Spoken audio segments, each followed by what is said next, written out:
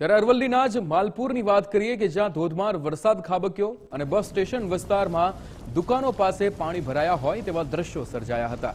2 inch જેટલો વરસાદ ખાબક્યો અને ઘૂંટણસમા પાણી રસ્તાઓ પર ફરી વળ્યા હતા। ત્યારે વેપારીઓને પણ ભારે હાલાકી ભોગવવાનો વારો આવ્યો છે। અહીંયા રાહદારીઓને પણ ઘૂંટણસમા પાણીમાંથી પસાર થવાનો વારો આવ્યો છે। 2 ઇંચ જેટલો વરસાદ ખાબક્યો અને રસ્તાઓ પાણી થઈ ગયા હતા।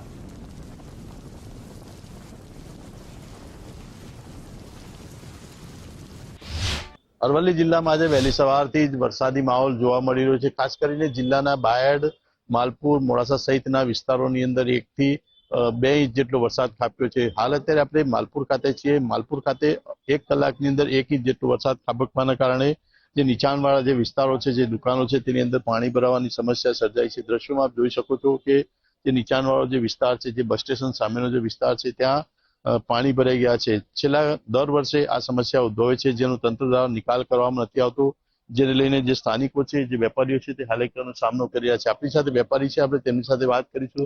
શું કહેશો, પાણી ભરી ગયા છે, કેવી તકલીફ પડે છે? મારું નામ જયપ્રકાશ જોશી છે। હું માલપુરનો સ્થાનિક રહેવાસી છું। માલપુર નીચાણવાળો વિસ્તાર હોવાથી માલપુરમાં અનેક જગ્યાએ પાણી ભરાય છે। જ્યારે અત્યારે આપણે જે જગ્યાએ ઊભા છીએ તે બસ સ્ટેશનની સામેનો વિસ્તાર છે, ત્યાં દુકાનો આવેલી છે। દુકાનોની અંદર 1 ઇંચ વરસાદ થવાથી પણ પાણી ભરાઈ જાય છે।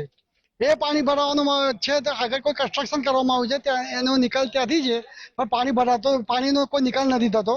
અમે છેલ્લા 2-3 વર્ષથી આ પ્રોબ્લેમ છે। તંત્રને જાણ કરી છે, ઉપર સુધી પણ જાણ કરવામાં આવી છે, તો પણ તંત્ર દ્વારા કોઈ પણ કાર્યવાહી કરવામાં આવતી નથી। તો હવે વેપારીઓ પણ ઉગ્ર બન્યા છે। વેપારીઓ પણ ચીમકી આપી છે કે આવતા ચોમાસાની અંદર જો આની કોઈ ઉકેલ નહીં આવે એ પહેલા અમે ઉગ્ર આંદોલન કરીશું।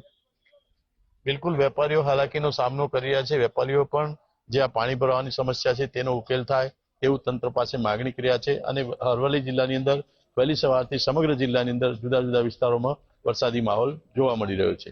વિપુલ રાણા, ગુજરાત ફર્સ્ટ, માલપુર।